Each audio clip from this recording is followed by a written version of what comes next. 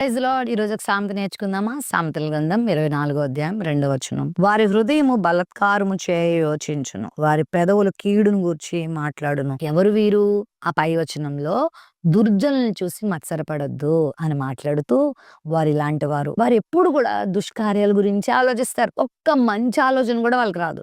ఎప్పుడు ఎవరికి కీడు చేద్దామా, ఎవరిని ఇబ్బంది పెడదామా, ఎక్కడ ఎవరిని కుట్రలు పన్నుదామా, ఎవరి గురించి చెడ్డగా మాట్లాడదామా, ఇదే పని. మరి ఇలాంటి వారి సహవాసాన్ని నువ్వు కోరుకుంటే నువ్వు అలాంటి వారి వల్ల తయారవుతావు. అలాంటి కుట్రలో కూడా నువ్వు భాగస్వామి అవుతావు. అలాంటి పరిస్థితులకు వెళ్ళిన వారితో పాటు వచ్చే ఆ నష్టాన్ని, ఆ పర్యవసానాల్ని నువ్వు కూడా పొందుతావు. కాబట్టి దుర్జనుల నోట్లో నుంచి అన్నీ కూడా చెడ్డ మాటలే, కీడు మాటలే.